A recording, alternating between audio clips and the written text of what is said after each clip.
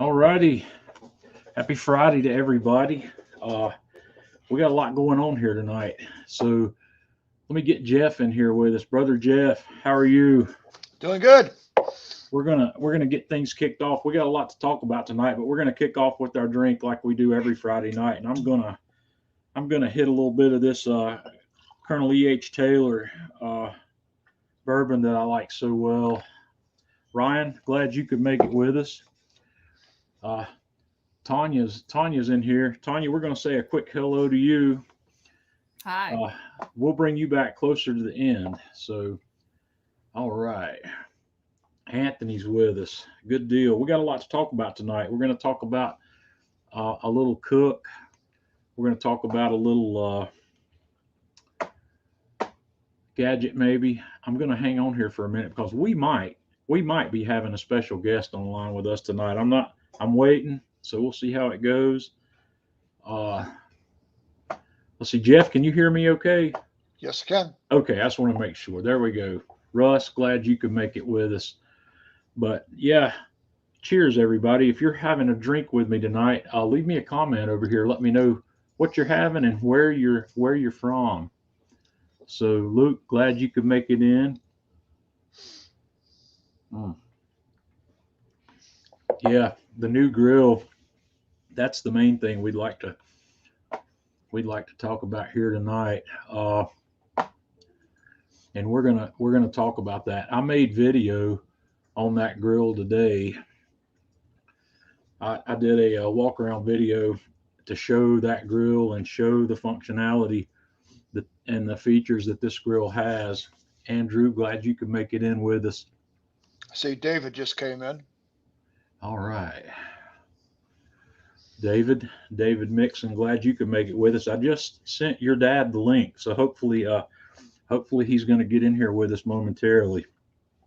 I had sent it to the wrong email address, and I think we have that all corrected and all going well now. So I just got off the phone with him. So yeah, hopefully Myron Mixon's going to be joining us here momentarily. So we'll see if that pans out. And in the meantime, while while we are waiting for that to happen, let me go ahead and run quickly. I'm going to bring up a couple of photos. I'm going to take you quickly through the rib cook I did yesterday. I wanted to show off once again this rub and this sauce from Atlanta Grill Company. So I couldn't think of a better way to do it than to make a rack of baby back ribs. And Jeff and I really like these big, extra meaty racks of baby back ribs that we've been finding at Walmart. Oddly enough, Walmart's got something that's really nice in their meat case. So this rack of baby backs weighed 5.25 pounds. It's got a lot of meat on it. So I covered this up with the Atlanta Grill Company Georgia butts and ribs and tossed it on my Kamado at 225 and just let it ride. And then down near the end of the cook, I sauced them up with that sweet sauce. I sauced them twice during the process until these guys were ready. So hang on here. I think I just heard my door knock. Let's see. He's down at the bottom. Yeah, I don't have a video. I don't have video on Myron, but let me bring him on here and see if he can hear us at least. Let's see what's happening here. Let's see if he comes in. He did get in on the link. So let's see what happens. Let me get out of that. We'll talk about the ribs cook later if necessary. So let's see. I'm not sure if Myron got through or not here. Let's see what happens.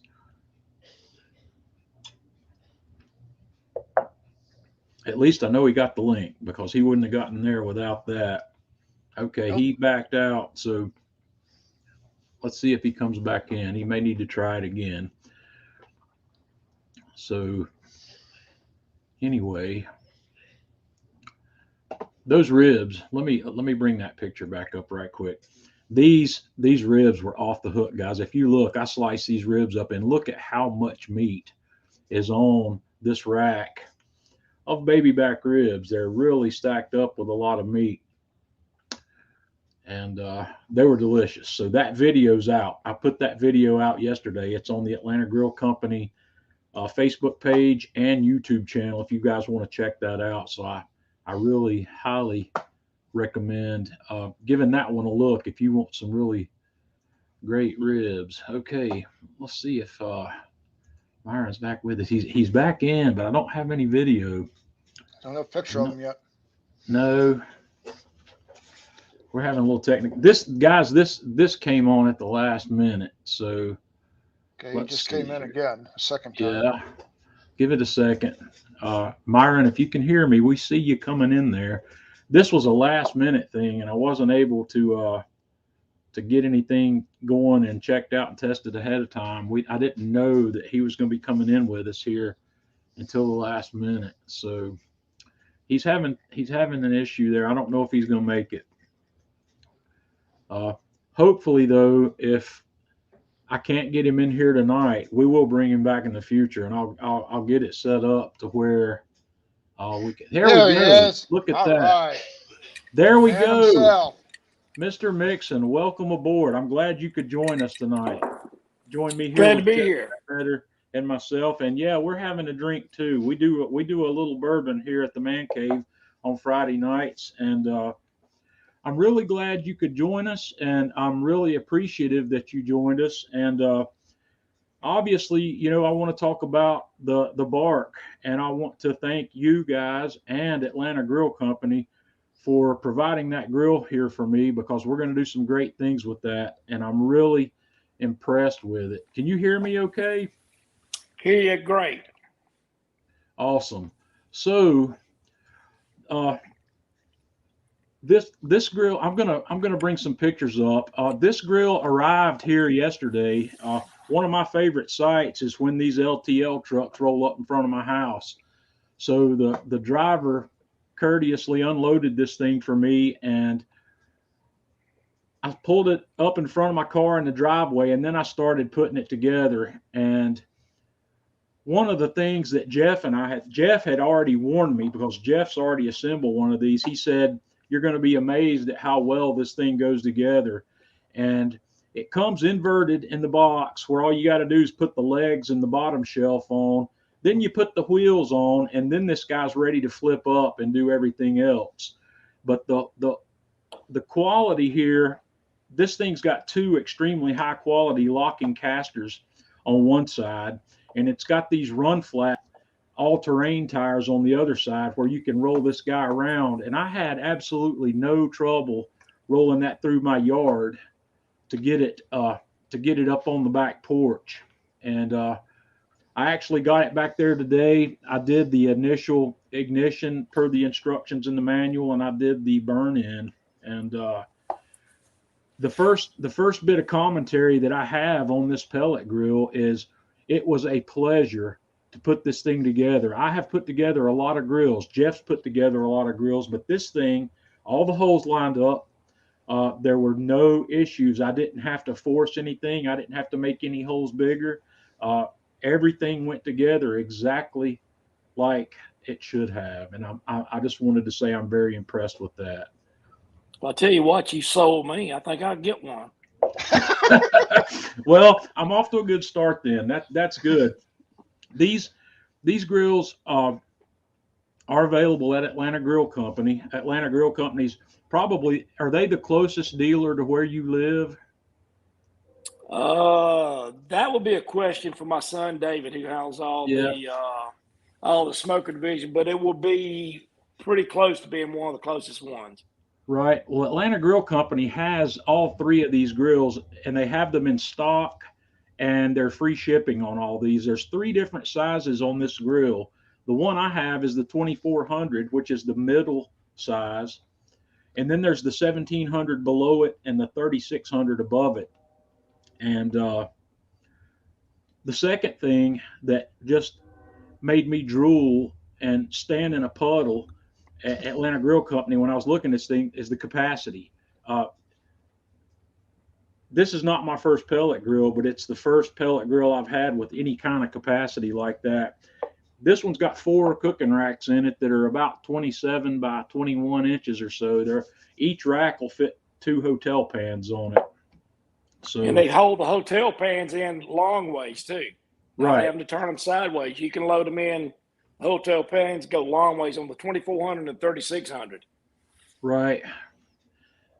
It'll also hold a whole sheet pan, not a half pan, but you can actually fit a whole Correct. sheet pan on each one of those racks. And my wife's already figured out what she's going to be having me smoke with that. My wife's not the barbecue fanatic like we are. She's a big fan of the smoked Cheez-Its and my smoked almonds. And she now knows that I can do a whole huge batch of those at one time and not have to take all day to do a whole box of those. So, Mr. Mixon, what I'm trying to think of how to ask this question. What is your favorite aspect of a pellet grill? My favorite aspect of it is the amount of smoke you get from the grill itself, the smoker itself. Probably number 2 would be how well it's built. Number 3 is how quick it recovers when I open the lid up after doing whatever I'm doing to the proteins or whatever it is I'm doing inside the grill. Going to the first one there, pellet grills have been around a long time. And I tell people all the time, and the big deal about pellet smokers has always been, well, you don't get enough smoke. Well, I tell them at my cook schools, and I tell them anywhere else, you're never going to get the smoke from anybody's pellet smoker that you get from a stick burner.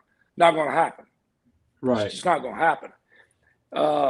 You're not going to get the smoke from a pellet cooker that you get from a gravity lump charcoal smoker. Not going to happen. But the complaint really revolved around back in the day was it wasn't as much. And now I'm not going to say everybody's pellet cookers are great and built great, but a lot of it come from the quality of pellet that everybody was using. If you got pellets that's got a lot of fines in it, it's not made with some good hardwoods in it, it's not compacted tight, you're not going to get a good burn. You're not going to get a good smoke. So the key to all this is to make sure, one, you got a great pellet smoker, but you got to have good pellets to be able to get good smoke. As best as you're going to ever get on a pellet smoker. Number 2 is, though, we talked about, for me, is how it's built. I will put our smoker against anybody as far as quality of build. It's built like a tank. Yeah. Not knocking nobody else's stuff. Ours is all made in the USA. Built right here in America. A lot of folks can't say that. Not going to call no names here because I ain't had enough that yet. But it won't take long. I'll be on that path telling you. But the other thing is, too, because we do have double walled on our doors, it doesn't take long, and it's sealed tight with the metal gasket around there. It's almost like an oven gasket. It's tight. It goes back down. It doesn't take long for it to recoup and get back to a cooking temp. Right. One of the things that I get asked the question a lot about the smoke profile difference between the pellet grill. I'm a Kamado guy, and most of my history is with Kamado grills. And the first question people always ask me is, the smoke as good off the pellet grill as off the Kamado or other grills like the Gravities, for instance. But my opinion on that is a little different than yours. I think it's along the same lines, but I'm not looking like we have I don't compare it as much smoke. I think what my opinion of it is it is a much cleaner smoke. It's clean. It's similar. It's actually closer to the smoke you would get from a stick burner than what you would get from a Kamado. In a Kamado, you've got a really slow, low oxygen smoldering fire going in there for a low and slow cook, instead of a small hot fire like you have going on one end of your stick burner.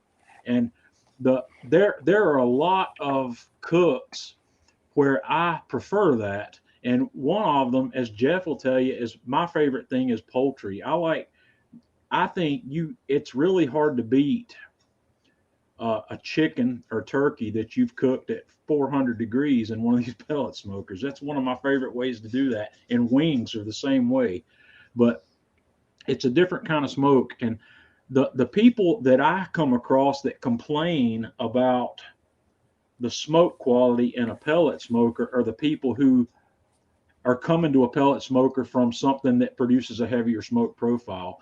The friends that I have around here that have pellet grills that have never had another smoker, they love these pellet grills. They are absolutely in love with it. They love the smoke flavor they get from it. So it's kind of based on your history and what you're used to getting. Well, I'll tell the you, thing I do, that smoker go ahead, produces one heck of a smoke profile. Yeah, it does. And the thing is, I preach it at my barbecue classes. I teach that when you're running a stick burner, you always want to run a clean fire. In other words, you want all the dampers open. If you got dampers at low, you got dampers on the stacks, you want them open. You want to have enough fuel, wood, in there to where you'll be able to have that, hold that temp at whatever you want. You don't want to load it up, bump it over to 400 and shut all the dampers, bring it back down to 275, then you run a dirty fire. But one thing a pellet cooker gives you, and this is what we tell people that really don't want to get in, I guess, into fire management, and that's what you are in when you're doing a stick burner. A pellet cooker does it for you. It runs a clean fire from the minute you turn that dial or hit that button or turn that Wi-Fi switch on. It does it for you. And a clean fire, that's what you want to run. You don't want a sooty fire. You don't want a dirty fire. You want that clean fire. It gives you a good smoke. And I tell you something else pellet cookers do, and I love it for poultry too, but it gives you a great smoke ring. It gives you a great smoke ring on it. It does. It gives me some of the best smoke rings I've ever seen. And what's really impressive, like you spoke about how it recoups its temp. That thing is rock solid. You said 225. It's staying 224, 225, 226. It's right dead on. So we have a quick question here from Brian. Myron, what brand of pellets do you recommend for your BARQ? Myron Mixon. There you go. Yeah. Myron has his own pellets. That's and right. Myron, does Atlanta Grill Company have your pellets? I believe they do. And we also have our own line of lump charcoal too. Right. Okay. Well, I'm going to Atlanta Grill Company later this coming week if it's not too icy between here and there, and I'll grab some of those. I don't have any of your brand yet, but I'll pick some up while I'm down there because I have not tried those yet. This is my 5th pellet grill, and I had a Yoder. I had a Yoder YS640, and Yoder provided that for me also, and that is the only grill I've ever been provided in my life that I offered it back to the company that gave it to me. I did not like that grill, and there's a whole list of reasons why I didn't like it, but they've improved some in the meantime. But before we talk too much more about history of pellet grills, I want to bring a couple more of these pictures up of the stuff I did during the assembly. This grill, this is after I got it flipped upright. And let me tell you guys right now, I believe the most difficult part of this assembly was peeling off that protective cover that's on all the stainless steel components. I spent more time doing that than I did putting nuts and bolts in. But on a good note is that was a lot easier to peel that off than it was to peel the protective layer off of my Napoleon gas grill. That stuff came off in small strips, and it took me several hours to get it all off. But anyway, we got the grill up, we got it all off, we got everything together, and everything's looking great. This thing's got, I took this picture prematurely. I apologize for that. I did not have the screws tightened down yet that actually fasten this front shelf to the body of that grill. And actually you can see a couple of them still laying up here on top, but this grill has a nice front shelf. It's about 30 inches long in the front, and it's about 7.5 inches deep, if I remember my measurement on that. And on the right hand side we have another large table here, which has got the handle that you use to drive this thing if you want to move it around. And these are stainless steel, so you're not ever going to have to worry about any of that. You can do like I do, and get you a bottle of the stainless steel cleaner, and it'll keep this stuff looking like new. Inside the grill, we have the fire pot, and this fire pot design is a pretty standard design. It's located in the center of the bottom of the grill. It's not offset to one end or the other. And in this chamber here, the auger feeds the pellets into this fire pot. And then you have the stainless steel heat shield that goes over the fire pot. And then above that, you have a very large, very nice stainless steel grease pan. And the previous grills that I've had in this configuration, this piece was not stainless steel, and it was not as heavy a gauge as this. This one's really big, really solid, really heavy. And in the back side of this grill here, I don't know if I've got another picture that better shows this. These two holes right here are the exhaust ports on this smoker. They're down low, which is a great design, because when the exhaust is low in the grill rather than high in the grill, it helps keep a nice positive pressure inside that grill, which does two important things. It keeps the smoke churning inside that cook chamber, and it also keeps the temperature everywhere in the chamber really, really nice and even. You're not going to have, hot spots and cold spots in this thing. Everything inside this cooking chamber is going to be within a few degrees of one or the other. And the grill racks slide in on these stainless steel trays, and I don't know what this device is called, but what it does is when you pull one of these trays, you can slide the tray out, and when you slide the tray out, if you've got meat on it, this little tab right here will keep the tray from falling out on you and keep you from dumping your meat. And here's a shot of the inside of this grill in all its glory. It's got 4 of these big, huge cooking racks. The capacity here is, just like I said, incredible. And here you can also see the cooking chamber design. It's double wall insulated, and it's all stainless steel on the inside. I don't know if I shot a picture here of this lid. The lid's stainless steel on the inside also, and you can see this gasket. You've got this fiberglass gasket around the outside of that. When you have that lid closed, it forms a great seal, and keeps you from losing heat, keeps from losing temperature, and it makes this grill really efficient. I haven't actually had a chance to test the efficiency and the pellet burn rate on this thing yet, but I can already see, based on the burn in that I did for an hour at 450, it didn't use a whole lot of pellets to make that happen. The controller on the pellets. Do what now? It sips pellets. Yeah, well, that's awesome. And this is the control panel. You've got your on-off switch. You've got a button where you prime it. And the priming, the only time you're really going to need to do that's in the beginning, or if you would have to take the auger apart or something. This will allow you to manually feed pellets through the auger out into the fire pot. You've got your temperature control, and here you can change the display, what the display is showing. It'll show you the actual temperature. It'll show you what your set point is, and you can toggle back and forth between those. There's a meat probe here, and this grill comes with a meat probe, so this guy can keep up with the temperature of your meat also.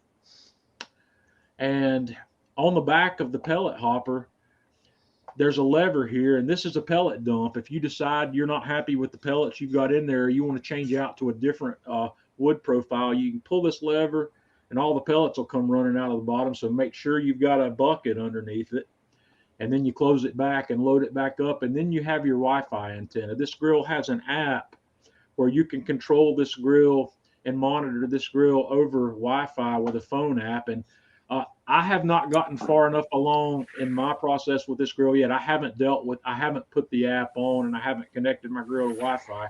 Hopefully we'll get that done tomorrow. But like I said, I just got this thing, and we're still learning. It's got a grease bucket. That drip pan I showed you that slants down to the right goes into a V-shaped trough, and there's a channel where the grease falls right out into your grease trap, and this bucket is your grease trap. There's a picture of the meat probe that comes with it, and then here's a picture of the grill itself. So that's the quick tour of the feature set that's on this grill. Myron, have I missed anything that's important in that design there? No, I mean, you hit all the high marks. Another thing I just revisit is that you can put full size, 2 of them on the 2400, full size length aluminum pans. You can slide them in long ways. And that is a big plus if, you know, I'm in there cooking a brisket, I'm finishing up a brisket, I'm finishing up chicken or whatever, but I got my beans down on the bottom rack. Right. I got some cabbage and sausage down on the bottom rack or whatever I'm doing. So you can cook your side items while you're doing your proteins. And you can get a lot of it on there. I mean, I'm telling you now, I got some friends that do little small, I call little small caterings. They'll go do a couple 100 folks or 50 folks or whatever. They can take that smoker right there. They can do what they got to do. Not telling you don't have to pre-cook some of it, but when they get to where they're going, they take the smoker with them. They got it where they can cook their beans while they're there, retherm their meats. That's a good little smoker. Well, I'm confident that it is, and Jeff's got quite a bit of experience time on it. He's had his a lot longer, and he's been cooking on his. And one of the things that's struck me about Jeff is like me. He's a Kamado guy, but I think since Jeff picked this smoker up, I think Jeff's Kamados are collecting some dust. Yeah, yes, they are. Yes, they are. Only thing that they use now is quick cooks, because I spoke with Myron when he was down there in Orlando here at the Ace Hardware show, and I told him, I said, you need to hook me up with that smoker. And I went back the week after that, went up to Atlanta and picked that up from Gary, bought one up there, and I tell you what, I have loved that thing. I have not turned out anything off of that grill that has not been point perfect. It has, I mean, the smoke profile, the smoke rings. I mean, that thing produces a smoke ring like you wouldn't believe.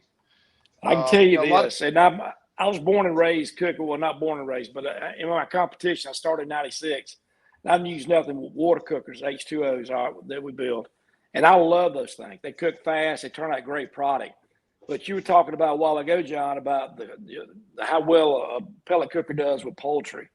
And this is the smoker we use in comps now for poultry.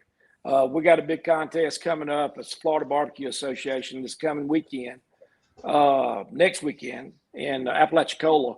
And I'm taking my pellet cooker along just to do the chicken. It gives such great color. And Jeff, you know this. I mean, everything you do, all your proteins, whether it's your brisket, butts, ribs, you turn out a great bark with it. You ain't worried about it getting overcooked or getting it too dark. The pellets just burn so clean, it just turns out a great bark. Yeah, and what really surprised me, what totally amazed me on this one, Myron, is this week I cooked skinless chicken breasts, and those things came out so moist. I have never had boneless chicken breasts come off any grill that moist. I mean, they were just oozing water. And somebody says, well, were they brined first? Nope, it was Greenwise Publix chicken breasts, and they were fantastic. That Greenwise is great stuff. I buy their whole chickens. I don't get the organic one. I get the other one because the other one's air chilled, and the air chilled ones, the skin on those does a lot better than the ones that are liquid chilled.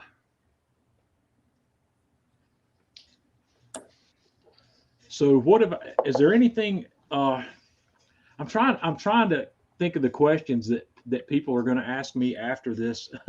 And why didn't you ask Myron this, or why didn't you ask him that? Well, let's discuss the app real quick. The app for this grill is very basic. It comes under what I call the KISS principle. Would you agree with that, Myron? The KISS principle? I agree with it wholeheartedly. I think some of the stuff we got today is overthought and over technology. I call absolutely. This thing, you go in, you set your grill temp, you set your meat temp, boom, it's done. Jeff will tell you.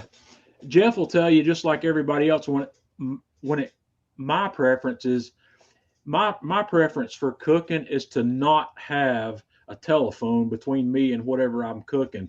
I don't use that. I've had pellet grills. The Kamado Joe Pellet Joe has got an app, which I don't use. The Traeger Timberline that I had an app, which I didn't use either. I could not find the benefit of using the app. I'm going to use this one. I'm gonna set it up because I want to be able to explain it to people and talk about it. But for my personal cooking, I probably won't use it that much. Is that uncommon these days, or is it maybe that I'm just getting old? I don't use them. I don't use them. I mean, I pretty much know when I put a protein on the pellet cooker, and I'm, and this is me, been doing it just about all my life from time being 9 years old. When I feel like something's about ready, I pretty much know. I go out with my thermopin. I physically, set it, check it. And even if I'm running, we got the gravity hog cookers now, and we'll stick a probe in the shoulder while it's there. But I still go out there with my thermopin, and I'm going to check it. I'm going to check it because Right. y'all know a lot of times, 205 on a pork butt today is done. But it's all Yep. about the feel, how that thing slides in. And if it slides like butter, it may be done at 200. Maybe Right. doing it 195 or 210. It just doesn't matter. Right. But I like to feel that needle on that thermopin going in. Yep.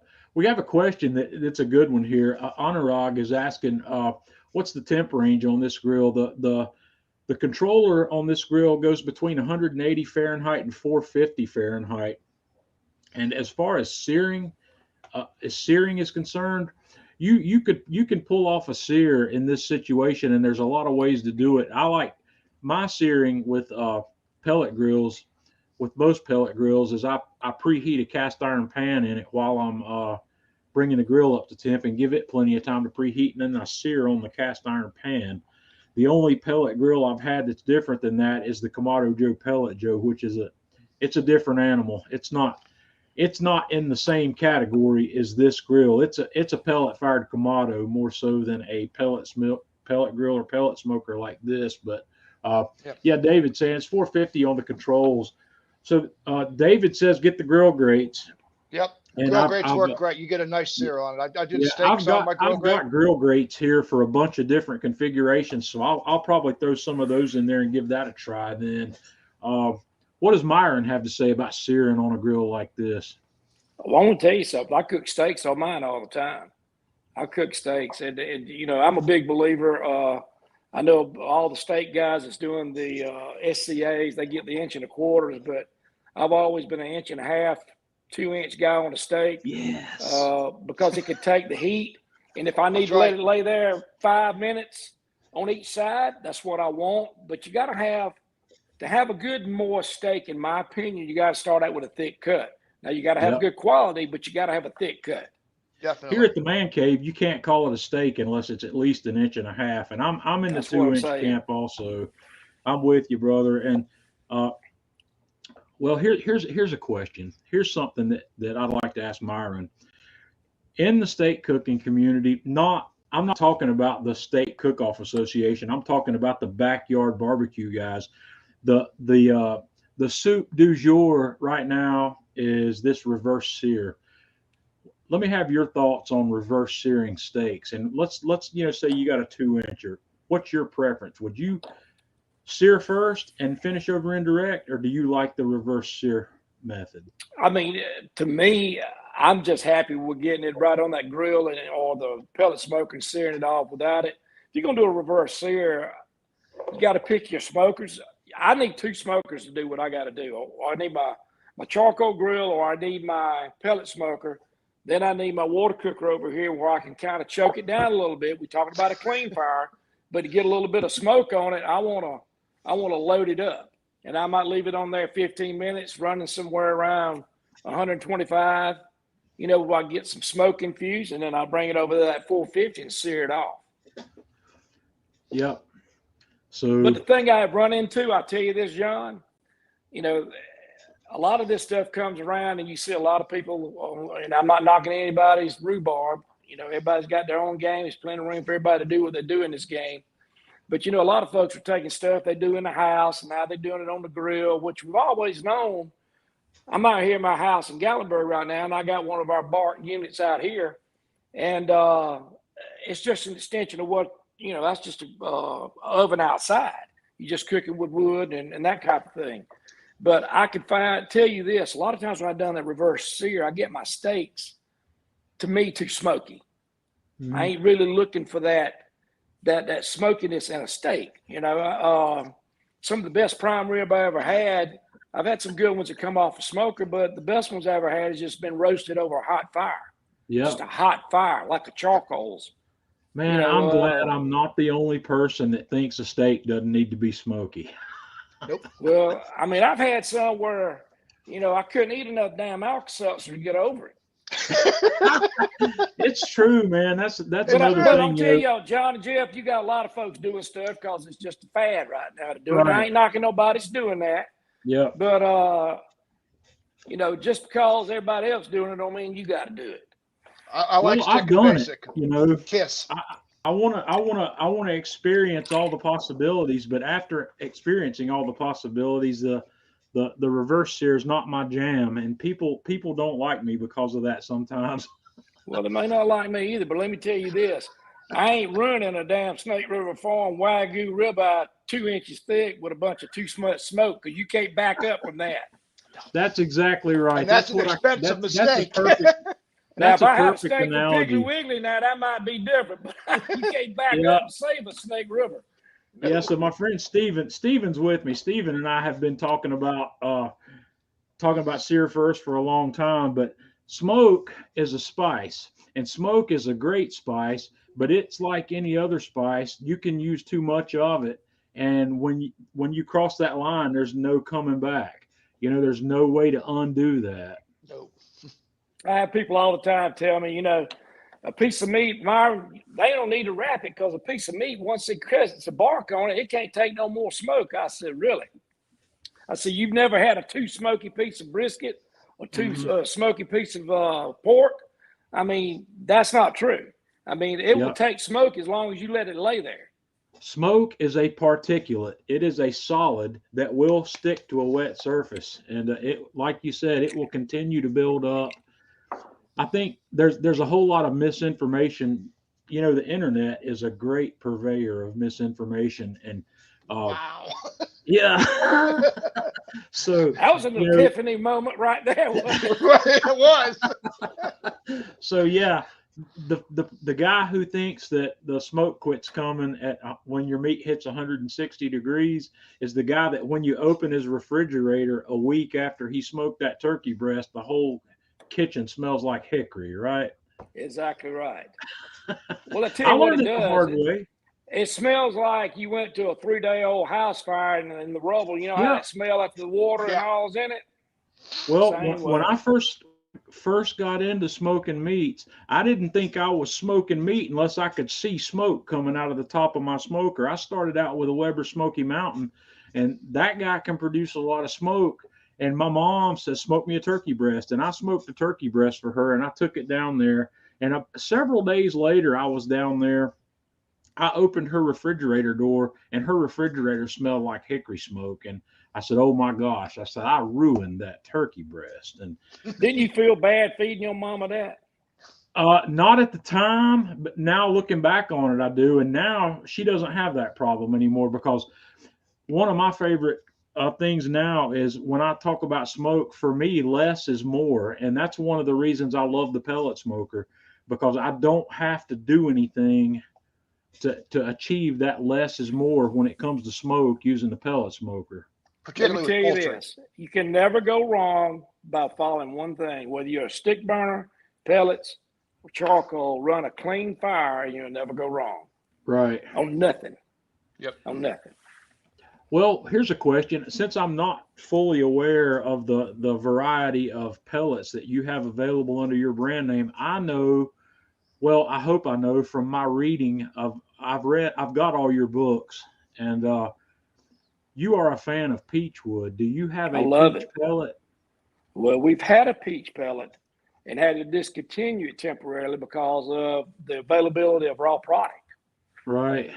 Peach is an amazing wood, and I've used it. It is a very amazing wood. It's very amazing. You get a flavor profile from the smoke that it doesn't generate from nowhere else.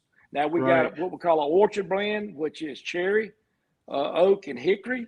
Then we have just our cherry blend, just our cherry. But we're working right now hard. David, my son, is out trying to purvey right now raw product where we can do the peach. Nobody right now carries an authentic, actual peach wood pellet. Nope. And that's why I'm asking, because I thought if anybody's going to have that, you would. We've Because I had it. know. We've had Yeah. it. Okay. We've had it. And Well, let me tell you how long that lasts. It don't last long. no.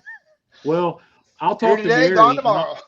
I'll make sure when Gary gets those at Atlanta Grill Company that I'm the first kid on the block to get a shipment of it. And because I love the peach, for me, is the perfect intensity, and the aroma is there's no other smoking wood that produces the aroma that you get from peach. It's so unique.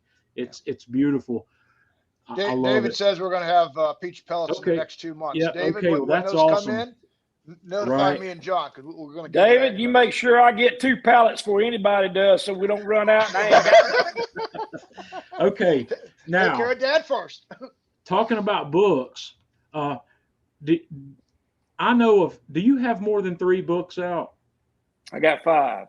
5. Okay. Well, then there's 2 that I don't have that I'm going to have to go look for. I've got your first book, the first book you did about competition barbecue, and then my favorite Smoking. one after that was the everyday barbecue, the one for the backyard guy. But most recently, Jeff and I both have picked up your keto barbecue book, and I want to tell you right now, your keto barbecue book inspired me to start a keto diet.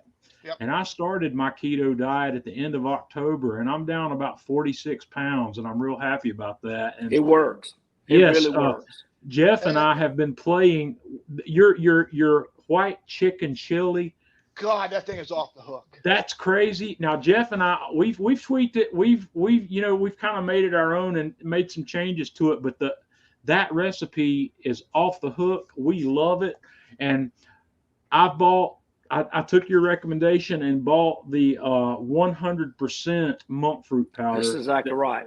And you'll order sometime to get the 100%. It's got to be 100%. I bought. It makes it's a difference. Expensive. It's expensive, but it goes a long way. And I've been playing the chicken rub. I think that may be the first rub that's in the keto barbecue book. Yeah, on page 30. Right. I've played with that chicken rub, and I've actually turned that into a pork rub that I really like. I've added a small amount of paprika to it to bring the color up, and I backed off a little bit some on the monk fruit powder.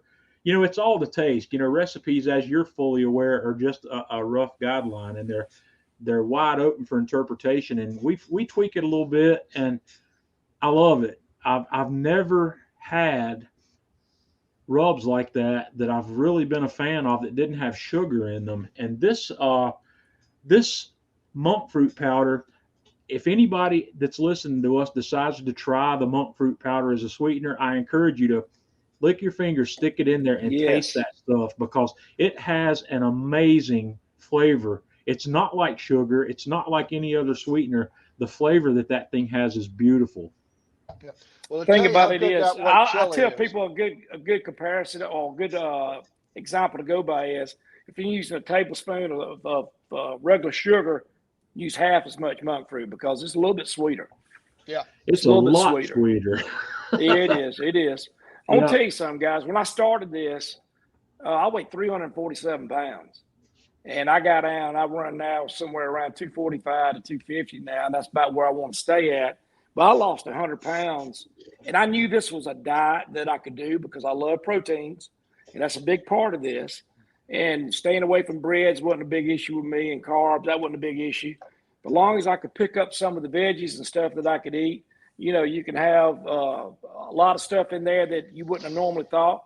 Blackberries is something you can have on a limited amount, and I love blackberries. But to me, it was all about researching and finding a diet that I could do. A lot of fad stuff, I know I'm not going to do it. Right. I'm not going to be able to eat rice cakes and drink water for 12 months. I'm not going to do that. And if you did do it, you're going to wind up gaining everything back and plus some. And this was a diet that I could do. I could do on my grill and do on my smoker. And it's something I can still do it. Right. Yep. Ed had a question here about the brand of monk fruit, and this is what we recommend here. This is 100%. That is it right there. That's the one I use. That's the same brand I bought. Right. It comes with it's got a little it's got a little scoop in it. A little scoop in it, so you don't have to worry about it. You can get it off of Amazon. It's a Yeah. little My wife expensive, but I'll uses tell you that. what, it lasts. She used to do 2 tablespoons of sugar in her coffee every morning, and she went to the monk fruit. You It have don't to put make near sure that that it's much in there. 100%. The stuff that's got erythritol in it is not the stuff you want. No. That stuff is designed to be used. That stuff's keto friendly, but it's designed to be used as a 1-to-1 replacement for sugar. And this is not. This is, get this, and you'll be happy with it. You start using it as a sweetener. And you have to play with it, because even what they say, 1 scoop is worth 1 teaspoon. I found that, I back that off a little bit, and I get the sweetness that I want. But to tell you how good that white chili is, I've made that and I've eaten that every day for 4 weeks on my keto diet, because that stuff is off the wall. My wife eats it every day, and I mean, I think we're Jeff's doing good. wife likes it better than he does, Oh, actually. she loves it. I mean, when she was sick with COVID, she had me make that. She says, "You got to make me some more chicken white chili." Well, that's Yeah. awesome. Well, I want to tell you something about rubs and sauces. We're doing our complete line of sauces and rubs, but we're doing it with the monk fruit, where we make it keto friendly. So we're doing that right now. We've been working on that for about the past 6 months to get them right, because there's a lot of bit of experimenting there to be able to get that, because your biggest enemy in any of your sauces and rubs is the sugar content as far as keto. Yep. I agree. And that monk fruit goes a long way. I say that. It does. That's probably the biggest experiment there is, getting that just right.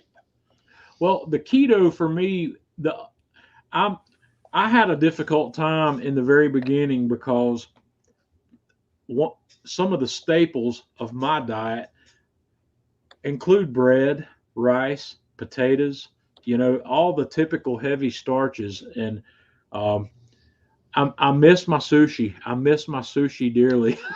And I'm going to have the next cheat day that I have, I'm hoping I can work some sushi into it. I've only had 2 cheat days since the end of October, which were Thanksgiving Day and Christmas Day.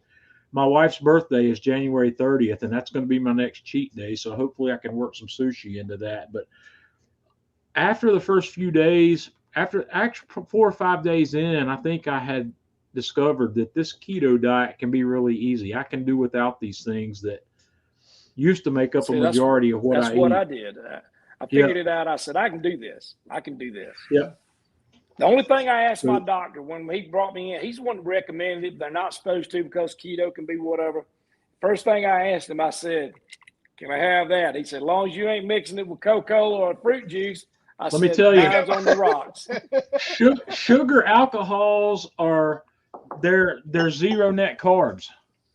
Let me tell you why. You can't have beer. A no damn starter right there for me.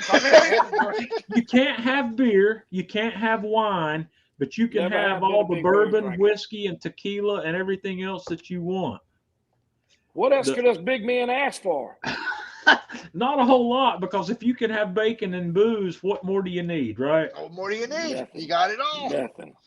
Well, I'm getting ready to find out about my blood work. I've got a physical coming up on the 25th of this month, and I'm pretty confident that everything's going to be in order. I'm worried that my sodium intake might have come up a little bit, so I might have to sort that out a little bit. But other than that, let me tell you this, guys, it'll give you some encouragement. Even when I was up at 347, I didn't have to take any kind of medicine for blood pressure or anything, and I go for a physical every 6 months. And but when I got on this, and I started in August of 2018, all my stuff has even come down better. I don't take any medicine for blood pressure. I don't take anything for, as we call it, sugar or none of that kind of stuff. And all my blood work for my liver and all stayed perfect. So for me, it's just worked out great. And I feel like it's going to do the same thing for y'all. Perfect. Yeah, well, one reason why I got on it is my A1C has been creeping up, and A1C has been creeping up, and I need to get that under control, because that's a rabbit hole I do not want to go down. And so I think this is going to work out real well, and I'm interested to see what my next blood work does. Well, I can tell you, my knees and my ankles and my hips, they thank me every day. Oh, I bet it does. Pounds. I mean, every day. Awesome. Well, I need to pick up. I'll grab those other 2 books, and we'll talk about them a little bit later. But is there anything else we need to we need to hit on the pellet grill. I think we've hit it on. You got to get out there and cook with it. Well, yeah, I'm planning to. And like I was telling Jeff earlier today, over the next indefinite amount of time, that's going to be my go-to cooker. I'm going to do all of my cooking on that. And I'm going to be using that in my video content with Atlanta Grill Company during this time also, because I'm confident that this grill is going to be hugely successful, and I want to help that, and I want to put it through its paces. I want to run that grill to death. And Jeff and I have one thing in common, and that's that we cook on our grills every day. So it's going to get a workout here, and good deal. Yep. I'll say, Myron, just to tell you how much I use my grills, I've only used the kitchen for dinner 76 times since April of 2017. That's amazing. Yeah, he's dedicated. That's amazing. That's amazing. So, and right now, I got me a big butt sitting out there on that BARQ 24. Smoking away. It's taking a nice smoke bath. It's going to run all night long. So I work a real job on the weekends. I don't get to do my barbecue hobby on the weekends. So mine's going to sit until Monday before I get any meat on it. And I'm going to kick that thing off. I'm going to break that thing in. I'm probably going to put 6 chickens on it because I want to get some keto meal prep done. I like to cook whole chickens and then just take all the meat off the bone and package it up individually and have it in the freezer ready to go. And I think a good chicken cook like that's going to be a good break-in for that grill. And then I'm hoping to do some video content next week with that grill. I'm hoping to do a little bit of smoked pork belly, and I've been playing with some smoked pork belly skin on, and I've come up with a couple of techniques that I'm really happy with to get that crackling going on the skin side of that pork belly while the rest of it's melting your mouth butter tender on the grill. So looking forward to doing that. And Myron, do you have anything? Can you give a 30-second rundown on your gravity series?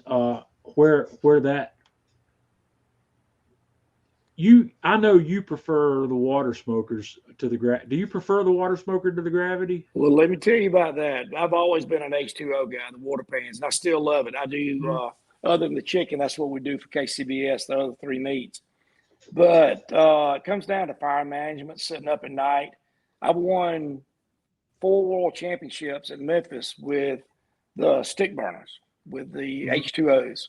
Well, this past year, 2021 in May, we won our 5th world championship cooking on our new gravity hog cookers, our 72. I think they call it the RFG. I believe that's right. Ain't that right, David? I'll see you pop up here and make sure I got that right. We started working on that last year, the prototypes, had them at the compound, put it through its paces. Every hog we do at all of our barbecue classes now is cooked on that gravity hog cooker. And I mounted 2 brand new ones on our trailer the week before we went to Memphis, never been cooked on. And we won the world championship on them. I'm hooked. Let me tell y'all something. They run a clean fire. The cool thing about those are any stick burner to really save your color, you got to wrap. We don't do any wrap on these gravities, not with the hogs. All I do is drape some butcher paper over them. That's just to protect the color as much as it can. But y'all know butcher paper, still letting the smoke get to it. It's awesome. I'm just telling you. David, I got some pictures, but David's got some pictures of it too. And, they're not coming off that trailer. I call it the battle wagon. If we do NBN contests this year, the Memphis Barbecue Network, we got a few of those on the schedule. That'll be what we take. All right, Myron, David wants to know which cooker do you like when you're cooking by yourself? When I'm cooking by myself? Yeah. Probably the pellet cooker right now. That's awesome. It's ease of use. Like I'm not, but I'm just telling you. I mean, David will tell you, and my brother Tracy and everybody at the compound, if I'm cooking a brisket to give away or whatever, I'm doing a demo or something, I'm back there on the pellet cooker because I set it. And like I say, I know 2 hours, I'm going to wrap, I'm going to do whatever it is. And it don't quit. I mean, it don't quit, not unless the power goes out. And if the power goes out, I'll know it. But it just don't quit, and it turns out great product. I ain't got to worry about stick wood. I ain't got to do fire management. The cooker's doing it for me. And the one thing that I like about the BARQ smokers is, in reality, that is a smoker that you can pass down to your kids because it's built that well. I mean, you may have, you know, an electronic failure down the road, but as far as the actual structure components of that thing, you can pass that down to your kids. So, you know, it's built like a tank. Well, right. People say, well, gee, it's awful expensive. Yeah, but you're going to buy it once. And you're going to be able, and that thing's going to last you forever because it's all stainless steel. It's, as you said, it's built like a tank. I love it. I mean, you're looking at somebody who could not be more happy with that BARQ. Well, I'm glad to hear that. I just saw my son popped up there. The BARQ series gives you more time for a cocktail. Yep, more time for a beverage. Would you say that it takes some of the work out of the fire management? Oh, Takes yeah, all for the work sure. out. Yeah, for sure. I mean, I love fire management. I love being a pit master. But I'm going to tell y'all guys something now. I've been doing classes since 2005. And I have, just on my regular classes, I probably have 7,000 students a year comes through my class. And not saying that some of them don't want to get in there and not know the detail, do the fire management, split the wood. You know, you need 23% moisture content and have a good stick of wood, this kind of stuff. But you got a lot of people want to learn the great recipes. They want to know about that stuff, but they want to learn great recipes and they want to be able to execute without having to do all that. And the pellet smoker, the BARQ series, allows you to do that. Yep. It allows you to do that. Everybody don't want to go out in the woods and get wood and split wood and do all that kind of stuff. Everybody's not as fanatical as we are, but they want to be barbecuers. They want to be pit masters. Mm-hmm. And there's degrees of that. And you know, and not one's any better than the other. I mean, I don't look down on nobody that doesn't want to get out and split wood and run a chainsaw. Hell, my daddy made me do it. I didn't want to do it. Yeah. Have you ever run one of your Gravity Series smokers with a fan controller? Yes. Yeah. Now our RFGs are the big ones. We got them in the 60 series, which is our 60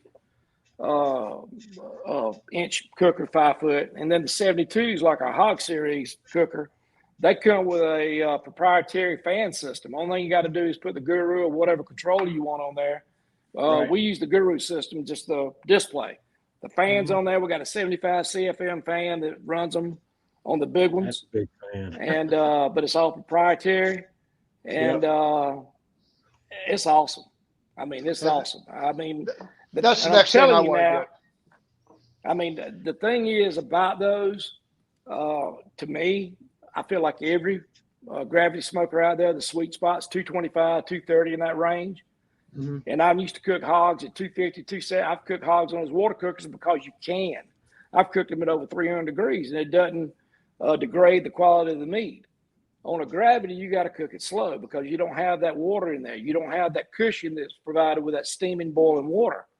But by going it lower and slower, I don't have to wrap, and I get a perfect, I'm telling you, perfect golden, I ain't mahogany, it's golden skin on this thing. It's perfect. Let's talk about whole hog for just a moment here. How far away is the BARQ 3600 from being able to hold a small whole hog? The 3600 can hold one. I mean, I know y'all familiar with Matt Griner. He's part of our Myron Mixon Smoker protein. Yeah. And he put a video out on Facebook where he cooked a hog on the BARQ 3600. So the 3600, yes, it's big he enough. Cooked the whole hog. It was awesome. The 2400, you could put, what do they call the small hog? Suckling. You can put a suckling on 2400. No problem with the suckling pig on a 2400, right? No. Okay, sure Jeff, we got a new project we got to get done. we got to make that. I've never done a whole hog. That's not in my wheelhouse on a Kamado as a Kamado guy. So that's going to happen this year. But I tell you, I just recommend it for some good reference. Go back and pull up Matt Griner's where he cooked that whole hog on that 3600. They give you some good ideas and pointers on what to do. Right. That sounds like a plan. Well, Myron, we're running up on our hour here, and I don't want to hold you up, and I really appreciate you coming on with us tonight. Well, I've enjoyed it. Jeff and I are both extremely excited about this bark, and like I said, we're going to be pushing its limits and seeing what we can. We're going to try to break it. You know, we're going to push it. Go ahead and break it. So yeah, Well, I tell you what, we about worked it out on the right hour. It's about time to go a little refill. there you go. So I appreciate you coming on with us, and everybody that is here with us tonight. We've got a bigger crowd here tonight than we normally have, so that's All right, good. barbecue warriors. It's good to see all y'all. I'll talk to y'all later. Myron, thanks for joining us. Myron, I'm thank you glad you much. could be with us tonight. You welcome, Thank bro. you. Bye-bye. Bye. Yeah, that was awesome, man. I'm so glad he could come on with us tonight. That was crazy. And David, thank you for joining us as well. Ultimately, David, I'd like to get you on here one night also and talk about barbecue and some other fashions. And Jeff, you and I are going to have to figure out how to get down to one of Myron. I would like to go to Myron's backyard barbecue class. Oh, definitely. I don't know when the next one's scheduled. I actually looked at his website. I think don't he's full know if until November. yeah, I don't think there's currently one open, but we need to get in line for one of those, and you and I need to go together, and maybe when the next one opens up, we can try to get me and you and a group of our people to go down to Myron's house. Yeah, David, we want to do that. So I've threatened it, and our friend Tom's been down to a couple of Myron's cooking schools. Yeah. I don't know if Tom's on here with us tonight. I haven't seen him. Daniel, Yeah, he was. glad He you was made on it. earlier. Was he on earlier? Okay. Yeah, he was on earlier. Yeah, it's really hard for me. I apologize, guys. It's really hard. That's why Tanya's here. Without Tanya, I would not be able to see any of these comments. Typically, the only comments I get to see are the ones that Tanya brings up onto the screen. I can see those, but when I'm talking and I'm listening to whoever here with us, the chat window is over on the far right hand side of my screen, and it's hard for me to pay attention to that as much. So I just want to say one thing to our people here that have joined us tonight. If you're thinking about getting a BARQ smoker, or haven't been thinking about getting a BARQ smoker, but you want a pellet grill, I'm going to tell you, and I'm serious, and you saw it here on the video tonight, that this BARQ it's the ticket. You may pay a little more money, but like I said, you can guarantee you're going to pass this thing down to your kids. So pay once, cry once. You're going to love it, and you're going to say, why not do it sooner? I remember that now. Tom and Daniel were together at the last class. I remember seeing that. So, yeah, but the BARQ, guys, I've had 5 pellet grills. The first pellet grill I bought was a Traeger Little Texas Elite. It was the smallest pellet grill Traeger made. Tanya and I bought that when Tanya and I went together to Atlanta for our first time to meet the people at Kamado Joe. And there was a road show going on at a mall in the North Atlanta area, and we bought one of those while we were down there. And I used that grill. I used that for a good while. And then when my opportunity came to get the Yoder YS640, I moved the Traeger Little Texas Elite to my brother-in-law, and he is still using that grill today. And that's 8 years ago now. That Traeger's been running that long. I got the Yoder, and the Yoder YS640 is a beast. It's made out of heavy gauge steel. It's got a lot of cooking space. It doesn't have as much cooking space as this BARQ has, but I had some issues with the design and the functionality on that YS640. That wide cooking chamber that the YS640 had, I could not get the temperature evened out from one side to the other. I had 75 or 80 degree temperature differences from one end of the grill to the other. That was a big problem for me. The modification that needed to be made to correct that problem voided the warranty. So, that bothered me a little bit.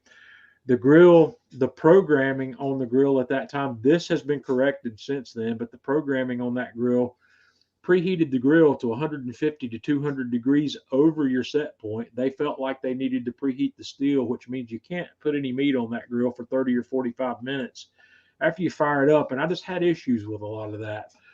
The rust is an aesthetic issue, but it didn't bother me particularly, but my audience, Jeff, you know how our people are.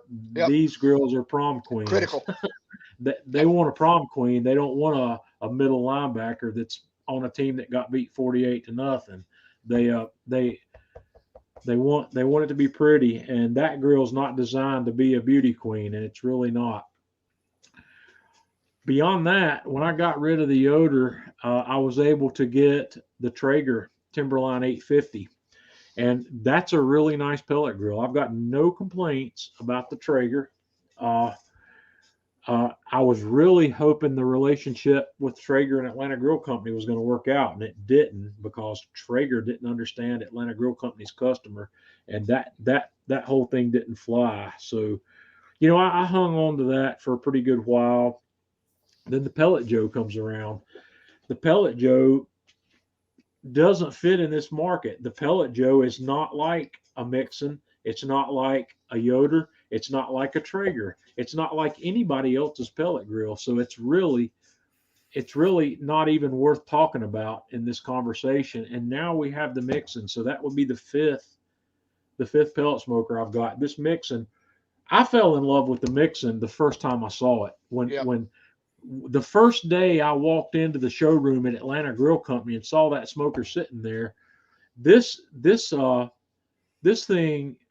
This is what the old controller, the original Mixon smokers didn't have the Wi-Fi controller. They've upgraded that since they originally came out. It was a very basic kind of controller, kind of like the old Traegers. It was the old dial. It just had a dial on the front where you set it to the temperature. It worked fine, but it's in today's market. Today's barbecue chef wants to have one of these between him and the grill, and you couldn't have that with that Mixon smoker. And I told Gary, I said they'll upgrade that, and I said when they do, they'll have something that'll eat the Yoder's lunch. In the meantime, my Yoder didn't have Wi-Fi control either, but now they do. Everybody's got it because everybody believes they need it, which that's a whole nother debate. Jeff's heard me rant about the Wi-Fi control over and over again. Wi-Fi control is a marketing gimmick. The marketing people are smarter than you and I are, because they've convinced us that we need that when we really don't. Yeah. And it's nice. And I can't say that I hate Wi-Fi, because I'm a huge fan of the Fireboard. You guys know I use my Fireboard, but I use it mainly just to bring my grill to whatever temperature I want it, and to keep it there. I don't spend much time looking at my phone monitoring that temperature. As you advance in your barbecue hobby, when your meat's going to be ready. When you need to look at it. When things need to be checked. You don't need an alarm. And the other side of that is, if I had 5 kids that had to be at soccer practice, baseball games, a tutor, 5 different places at one time, that's not the time of day I'm going to want to be running my grill. I'm going to want to be doing that. That's just, I know everybody's got their own logistics going on here, but these things, I'm not so much impressed by a grill's ability to connect to the internet, which is fine. So I don't know. Like I said, I haven't even downloaded the app for this grill yet. I'm going to get that done. But like I said, this grill just arrived here yesterday, and I've done a lot of work. I got it assembled. I got my walk around demo video done of that. You guys who have joined us tonight, the video that's going to come out either tomorrow or Sunday, whenever I get around to uploading it, maybe as late as Monday, you're going to get a walkthrough of what you saw here tonight. You're going to see most of the same things, maybe in a little more detail, but this one will be on Atlanta Grill Company's Facebook page and YouTube channel. The walk around demo of this grill. When I get a new grill like that, that's the first thing I like to do. I don't like to call it a review, because I'm not reviewing the grill. I'm showing you the grill. I don't want to come out and say, go buy this grill. I want to show you what we have. And we're going to determine over time. I'm gonna put this grill through its paces, and from what I've seen, I'm very, very, very excited about this grill. And Jeff's already got a lot of miles on his. So Yep, I've had mine I've been, since October. Like I said, I bought it right after I talked to Myron at the Ace show here down here, yeah, and man, I've been cooking away on it, and that thing, it's like a tank. It's like a Timex watch. Takes the licking and keeps on ticking. have you had any hiccups Nope, with your bark? None. nope. Okay. Well, That thing, that's great. holds temp just. Well, I take that back. I have had one hiccup, which really doesn't affect anything. Uh, and they're working on it. They're talking to the programmers. When it gets done at your set temperature, it goes back, and it's whatever temperature you set, it goes back on the display and it says 180 done. For whatever reason, even though it may be set to 160 on your app or on the display, you set it to 160. So they're working with the But developer on that to get that that's fixed. But something that's something when you're using the app to run the cook, right? well, yeah, but it's showing on the display on the controller itself 180, even though it may have been done at 150, it may be done at 203, whatever you have your set temperature at. Yeah, When but it's if done, you were running the grill, if you use the controller on the grill to fire up the grill to 250 degrees, and you like your pork butt that's running out there right now, if you didn't have a meat probe in it and you were just running the grill, it's not going to know the difference. It's going to yeah, do what it's supposed to do, right? it's got to stick solid at whatever temperature you set, and that's one of the things that I really like about this thing. And I'm a Kamado diehard. Even the Yeah. Kamado, you get that up and down wave, on your temp.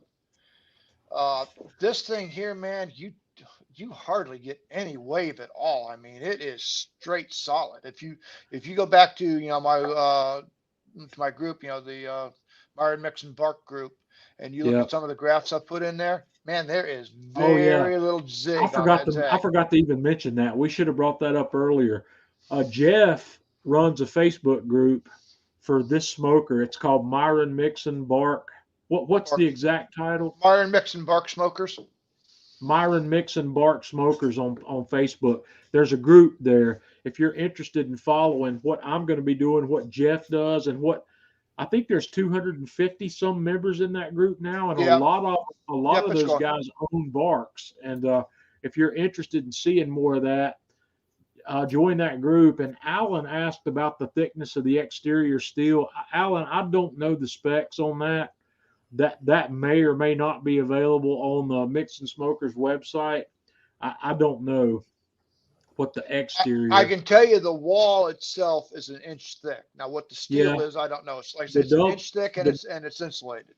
Yeah, there's insulation in there, and for what it's worth, when I had mine running at 450 degrees today, I went out there and I was able to put my hand on it. Yep. It's hot, but I was able to put my hand on it for a few seconds. So It's that not going to burn you, but it is warm. right. So yeah, Yeah, Jonathan said post pictures of the pork butt when it's done. Absolutely. I mean, there's he pictures posted will. right now on it, and it'll probably get wrapped tomorrow morning around 8 o'clock, and it'll go. I'll jump the temperature up at that point, and it'll probably go another couple hours. Peter says he just joined the group, so that's great. It's a group, that's dedicated to the bark owners and bark enthusiasts. You don't have to own a bark to be a member. If you're interested in what's happening with that grill, it's going to be a good place. It's going to be the internet, or the Facebook at least, premier resource for bark enthusiasts and bark owners. So yeah, Anthony, I'm preparing. We're expecting a lot of snow here. I know Jeff's down there in Orlando where it's probably 75 Hey, degrees. we have a foot of sunshine today.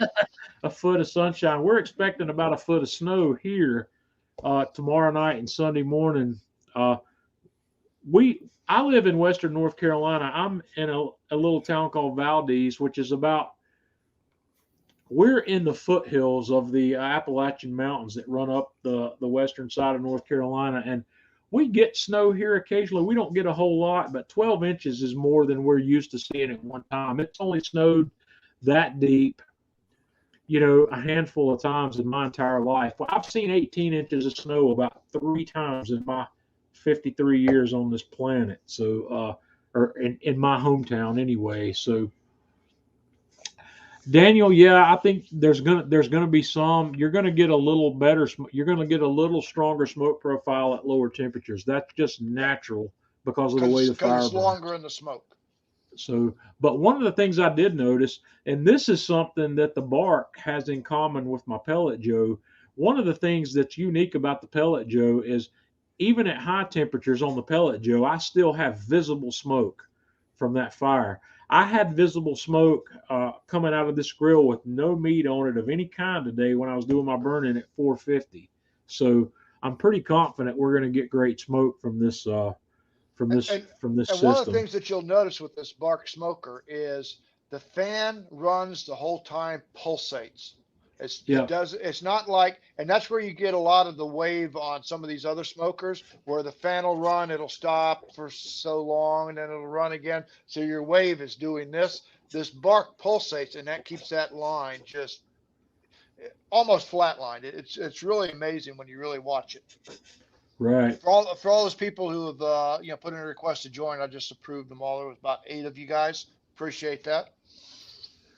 Jonathan, it goes to 450. The controller goes to 450 on the high end, which in terms of an oven like this, I think that's great.